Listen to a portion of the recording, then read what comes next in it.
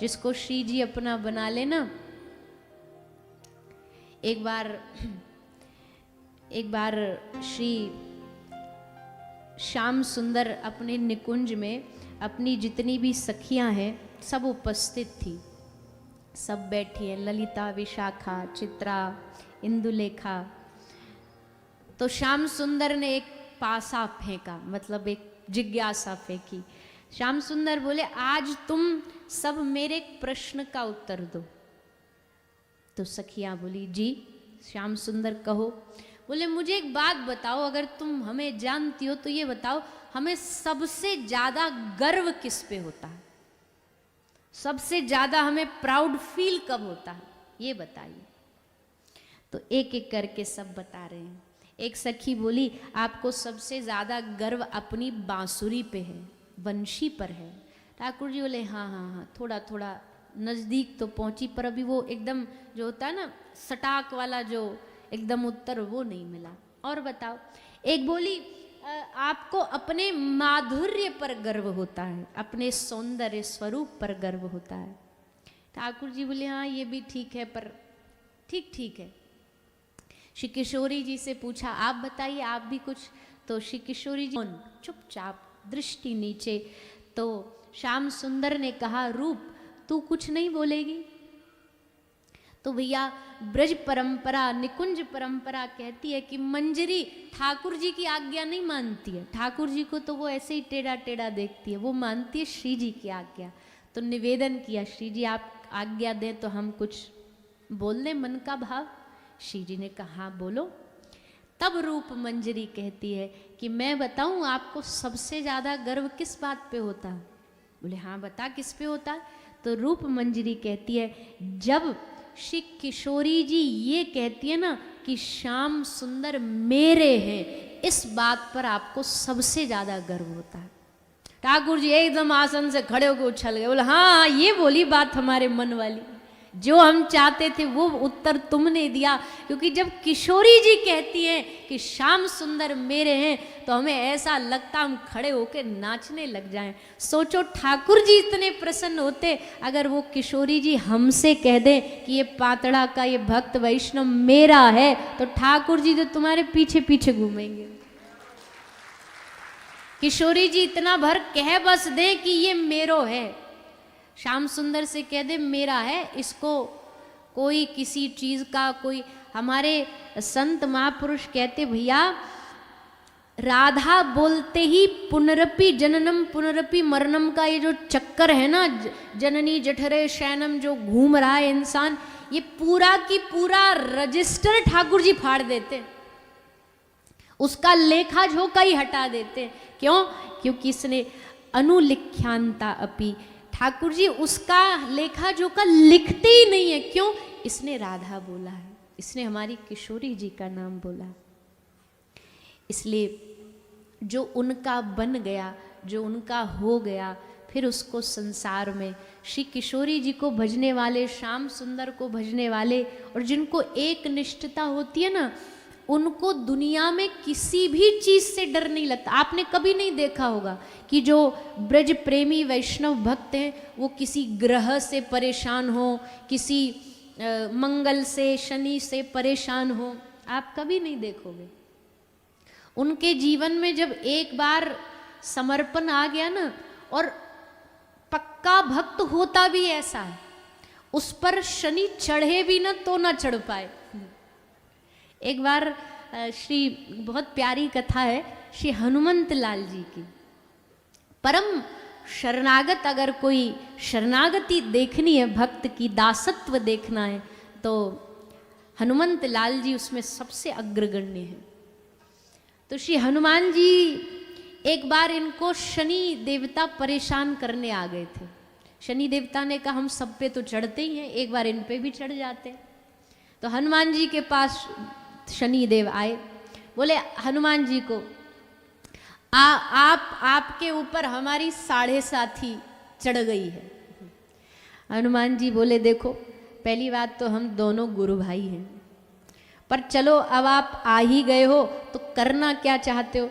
तो बोले आप अकेले अकेले बोर हो जाते होगे, तो हम चाहते हैं कि हम आपके संग दें, मतलब आपके संग रहें। हनुमान जी बोले मोस्ट वेलकम, पधारिए, हमें कोई दिक्कत नहीं है। शनि से सबरी दुनिया घबराती है कि बोले जितना दूर रहे उतना ठीक है, पर हनुमान जी कहते आप आ जाओ। पर एक बात बताओ, हमारे शरीर में बैठोगे कहाँ?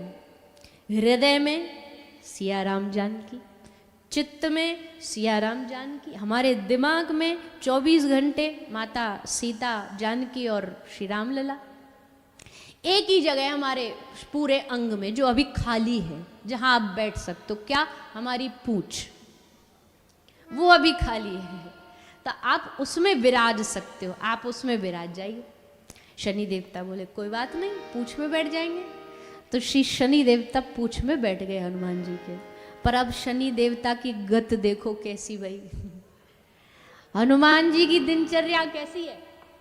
सुबह ही अयोध्या में नाम संकीर्तन प्रभात फेरी करते हैं, शाम होते होते ही श्रीलंका पहुंच जाते हैं, दोपहर इनकी होती है हरिद्वार में, फिर इनका थोड़ा बहुत स्नैक्स का जो टाइम होता है वो लेने वृंदावन में आ जाते हैं, और पूरे ब्रह्मांड के रोज चक्कर लगाते हैं, रोज चक्कर लगाते, पूरा समुद्र पार करते, पर्वत पार करते। और ऐसी इनकी दिनचर्या, रात की इनकी दिनचर्या अब खत्म हुई कि अगले ही मिनट पे दूसरे दिन की दिनचर्या चालू हो गई। अब जहाँ जहाँ ये जाएं, पेड़ों से जंगलों से निकलते भाई, पर्वतों से निकलते, और तो कुछ टकराए ना, इनकी पूंछ टकराए, और जैसे टकराए तो शनि देवता वहां जा करके टकराए। पूरे एक दिन शाम आते तक शनि देवता का सर फोड़ डाला। शनि देवता आए और आकर के बोले महाराज आप अकेले ही रहो तो बढ़िया है, भगवान के भक्त से हमारा पाला पड़ने वाला नहीं है। भगवान के भक्त प्रेमी जन तो इनकी दुनिया, इनकी दिनचर्या सब अलग है, इसलिए आप अपने घर, हम अपने घर तो ही ठीक है। हम ऐसा नहीं कह रहे, शनि देवता भी भगवान के परम वैष्णव। हमारे ब्रज में देखो, कोकिलावन गए हो कभी? कोकिलावन बड़ा प्रसिद्ध मंदिर है, वहाँ शनि देवता विराजमान है, ठाकुर जी के दर्शन के लिए नित्य वहीं विराजे रहते। तो ऐसा नहीं है, पर शनि के दो रूप हैं।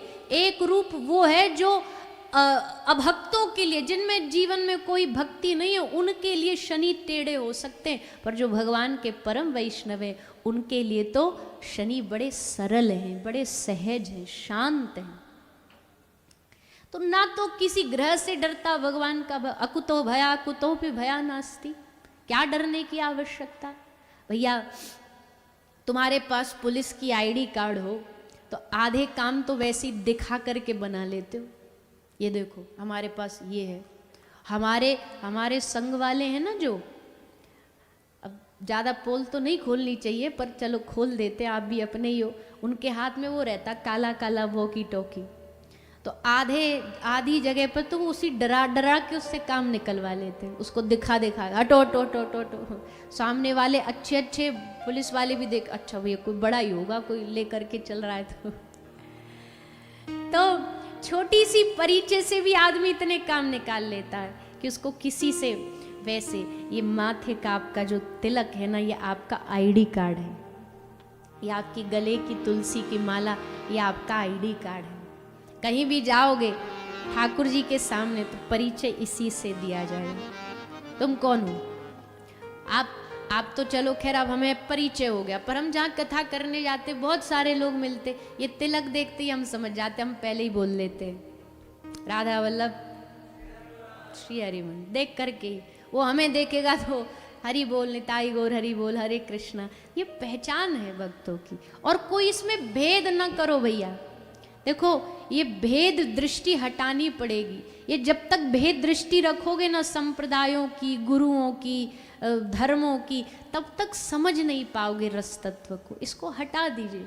सभी धरती गोपाल की, सब सृष्टि उनकी है, हम सब उनके आश्रित हैं। सबका पिता का रूप अलग है, सबके पिता का स्वरूप अलग है, पर सब है तो एक ही। जाना तो सबको एक ही जगह है, मंजिल तो सबकी एक ही है। तो ये होगा ना, माथे पर गले में होगा, हाथ में नाम जाप होगी, माला होगी, तो फिर किसी से डरने की आवश्यकता नहीं। कोई अघटित घटना भी आपको डरा नहीं सकती। डरते कौन है? अब जिसके जीवन में खुद ही कमाई 5,000 रुपया हो तो वो क्या 20,000 का खर्चा करेगा? उनको डर लगेगा। जिसकी कमाई नहीं है जीवन में, वो डरते फिरते हैं चीज़ों से, परिस्थितियों से। हाथों में ग्रहों की अंगूठी पहन लेंगे, ये पहन लेंगे, वो हम किसी के विरोध में नहीं बोलते और ना हमारा अधिकार है। सबकी अपनी अपनी रुचि है भैया, सब अपने अपने हिसाब से करो। पर हम तो ब्रज में रहते तो ब्रज की पद्धति ही बता सकते हैं आपको। प्रेम की जो पद्धति वो ऐसा कहती है। भगवत रसिक, भगवत प्रेमी, किसी से डरने की आवश्यकता नहीं। खूब आनंद से जियो। कोई दिन खराब होंगे भी ना, दिन आड़े टेढ़े होंगे भी, तो भी उससे कोई फर्क नहीं पड़ता, तो भी उससे खुशी है, तो भी उससे आनंद है। जैसे रुचि है सो करिए, जो तुम्हारी रुचि है वैसा करो। हम तो आपके आश्रित हैं, हम तो आपके शरणागत हैं। ऐसे बनिए, निर्भय बनिए। और ये निर्भयता भक्ति से ही आएगी, ये निर्भयता प्रेम से ही आएगी। नहीं तो आधी दुनिया तो हमने भैया बस ऐसे ही डर डर में ही घर बेच देते हैं, न जाने क्या क्या उपाय करते हैं, पर फिर भी कुछ नहीं होता, फिर भी कुछ नहीं होता। तो भागवत उसी विश्वास का प्रतीक है, भागवत उसी शरणागति का प्रतीक है जो हमारे हृदय में उस विश्वास को परिपक्व करता है, मजबूत करता है, हमें भगवान भरोसे जीना सिखाता है। ऐसी श्रीमद् भागवत जी। कल हमने भागवत का महात्म्य सुना। महात्म्य की कथा में ज़्यादा तो विशेष विस्तार से बोल नहीं पाए, संक्षेप में सुना। भक्ति, ज्ञान, वैराग और साथ ही गोकर्ण और धुंधकारी की कथा को श्रवण पान किया। श्री गोकर्ण महाराज ने धुंधकारी जैसे प्रेतात्मा के कल्याण के लिए, उसके उद्धार के लिए भागवत जी का आयोजन कराया। आगे भागवत का प्रथम स्कंद शुरू होता है। कौन सा चल रहा है? भागवत का प्रथम स्कंद शुरू होता है और भागवत के प्रथम स्कंद में श्री सुखदेव जी, श्री व्यास जी महाराज भागवत की रचना आरंभ करते हैं। भगवान को प्रणाम करते, मंगलाचरण करते। जन्माद्यस्य यतोन्वयादि तरतश्चार्थेष्वभिज्ञ स्वराट तेने ब्रह्म हृदयादिकवये मुह्यन्ति यत्सूरया तेजो वारी मृदाम यथा विनिमयो यत्र त्रिशर्गो मृषा धाम्ना स्वेन सदा निरस्तकुहकं सत्यम परम धीमहि। भागवत का मंगलाचरण, अभी जो हमने थोड़ी देर पहले बात बताई कि भैया सारी दुनिया जो है ना, वो धर्म के नाम पर लड़ती झगड़ती है, संप्रदायों के नाम पर लड़ती झगड़ती है, पर भागवत जी का मंगलाचरण कहता है कि सत्यम परम धीमहि। जो भगवान सत्य स्वरूप माने जाते हैं, अब चाहे वो आप कृष्ण भगवान को मानने वाले हो, राम भगवान को मानने वाले हो, आप गुरु नानक देव को मानने वाले हो, सबके मूल में सत्य ही है। आद सच, जुगाद सच, वहां भी सत्य है। सतनाम, यहां भी सत्य है। राम सच्चिदानंद दिनेशा, भगवान राम भी सत्य है और कृष्ण तो सच्चिदानंद रूपाय। हर एक परंपरा को मानने वाले के लिए भागवत सहज में लिखी गई, सहजता से प्राप्त होने वाला ग्रंथ लिखा गया। फिर लिखा कि इस कथा को श्रवण करने का योग्यता किसमें है, कथा का सत्संगी कौन है। राम कथा के ते ही अधिकारी, जिनके सत्संगति अति प्यारी। भगवत कथा सुनने की क्वालिफिकेशन भी तो कुछ होनी चाहिए। दुनिया में आप कहीं कोई एडमिशन लेते हो तो आपसे डिग्री पूछी जाती है, पर कथा में आप आते हो तो आपकी कोई क्वालिफिकेशन पूछता है, कोई डिग्री पूछता है? फिर कैसे पता लगे हम कथा के अधिकारी हैं? बोले राम कथा के तेहि अधिकारी, जिनके सत्संगति अति प्यारी। जिनको सत्संगति अच्छी लगती है, जिनको अच्छी संगत में रहना अच्छा लगता है, साधुओं के आसपास रहना अच्छा लगता है, भक्त वैष्णवों के आसपास रहना अच्छा लगता है। हम इस पर विशेष इसलिए जोर देते हैं कि भैया आज के जमाने में भक्तों का संग करना बहुत जरूरी है, आवश्यक है। आसपास आपके जितने भक्त रहेंगे ना, आज सब आप मिलने आए, हमें खुशी है इस बात की कि आज जहाँ स्थान का कोई हम वो नहीं बोल रहे, पर हम जानते हैं कई बार पंजाब में आना जाना रहता है, बड़ी सारी यहाँ एक विशेष चिंता रहती है आजकल माता पिता को भी नशे की। आज के युवा धीरे धीरे धीरे नशे में डूब रहे हैं, शरीर का होश नहीं है, दिनचर्या का होश नहीं है। ऐसे समय में अगर कोई युवा अपनी युवानी को श्री ठाकुर जी के चरणों में समर्पित कर देना, तो भगवान को उससे बड़ी प्रसन्नता कोई नहीं हो सकती। आप भगवान के सामने जाते हो, मंदिर जाते हो, तो आप जाकर के उनको खिला हुआ फूल चढ़ाओगे कि मुरझाया हुआ फूल चढ़ाओगे? अरे जोर से बोलो ना। हाँ, कम बोलते हो तो ऐसे लगता है या तो ज़्यादा खाए आए हो या खा के नहीं आए हो। तो खिला हुआ फूल ठाकुर जी को चढ़ाएंगे, मुरझाया थोड़ी चढ़ाया जाता है। वैसे ही जो हमारा जीवन का बाल्यपन है, जो हमारी युवानी है, ये खिला हुआ पुष्प है। ये ठाकुर जी को समर्पित करो तो उससे भगवान अत्यंत प्रसन्न होते हैं, खूब प्रसन्न होते हैं कि चलो इसने अपने जीवन का ये अनमोल समय मुझे दिया। तो हमें खुशी है इस बात की कि आज जो सब आए भी, जो श्री जी मंडल के सब भक्त हैं, ये सब अपने युवा अवस्था में ही हैं। तो ऐसी अवस्था को भगवान के चरणों में लगाना, ठाकुर जी के नाम में लगाना। नहीं तो आजकल देखो दुनियादारी में कोई कहीं विषय में पड़ा हुआ है, कोई नशे में पड़ा है, कोई दुनिया की चीज़ों में फंसा हुआ है, सारा जीवन बिता दिया ऐसे ही, सारा जीवन ऐसे ही निकाल दिया, सब निकल जाता। लेकिन ऐसे समय में अगर अपने जीवन को सुधारना है तो इस जीवन के समय को भगवान को दो, थोड़ा समय दो, ज़्यादा नहीं, पर अपने जीवन के कुछ समय को तो भगवान से जोड़ो। संसार में कोई आप कार्य कर रहे हैं, आप कोई नौकरी कर रहे हैं, आप कोई बिजनेस कर रहे हैं, उसकी कोई मनाही नहीं है, पुरुषार्थ की मनाही नहीं है, पर तुलसी हरि को यूं भजिए जो नागरी को मन गागरी में। तुलसीदास जी ने एक ऐसा मंत्र दे दिया, एक ऐसा सीक्रेट दे दिया भजन करने का। यहाँ जितने बैठे हो ना, ये सब याद कर लो, तुलसी हरि को यूं भजिए जो नागरी को मन गागरी में। नागरी मतलब पुराने जमाने में महिला कुआं पे पानी भरने जाती थी, 4-4 मटका सर पर धर के लाती थी, और 4 मटके में पूरा हाथ ऐसे, हाथ में भी मटका होता था, एक में यहाँ, एक में यहाँ और 4 ऊपर, और संग में सहेली से बातें करना, वो अलग चलता।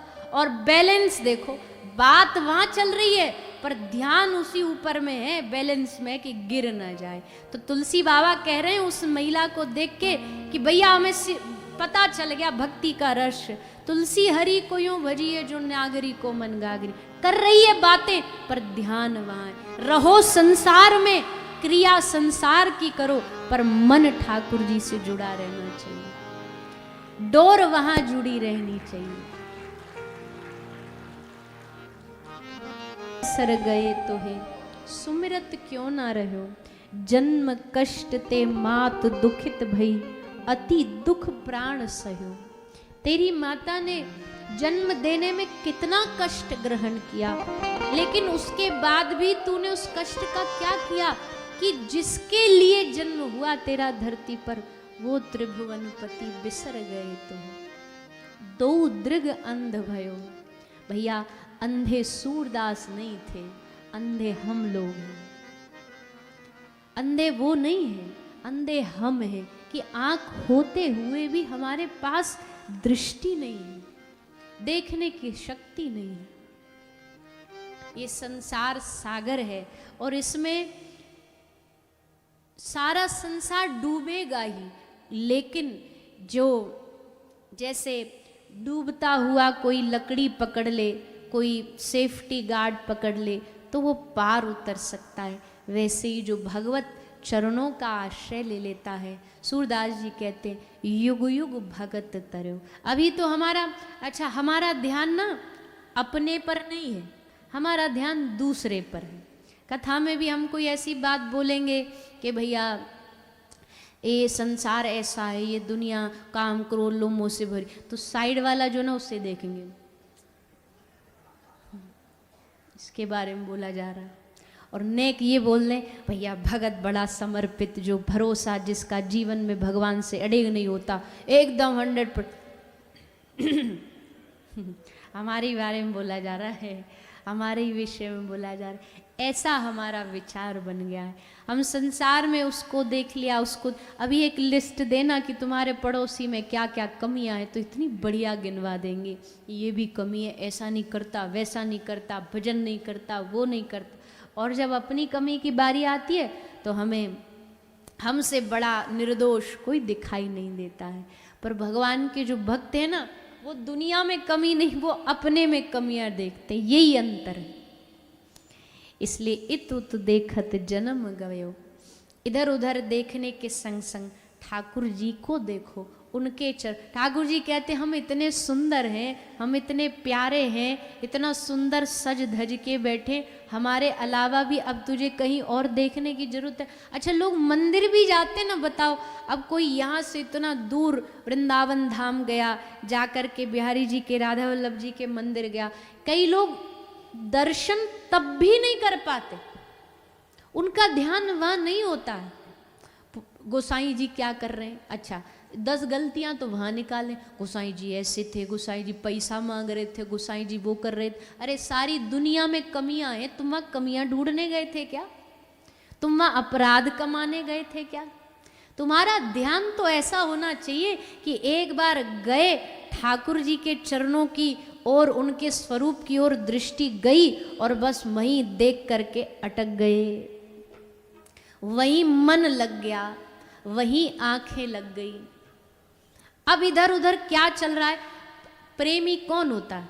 अब ये उदाहरण पता नहीं सही है कि नहीं है, पर संसार के जो प्रेम दिखाए जाते हैं ना, वो कैसे दिखाए जाते हैं कि जब किसी को अपना प्रेमी दिखता है ना, तो बाकी दुनिया ब्लर हो जाती है, उसको वायलिन सुनने लगती है, घंटियां बजने लगती हैं, हार्ट बीट बढ़ जाती है, ऐसे ही तो बोलते हैं कि अब उसको आसपास क्या हो रहा वो नहीं दिखाई देता, अब उसको बस उसका प्रेमी दिखाई देता है।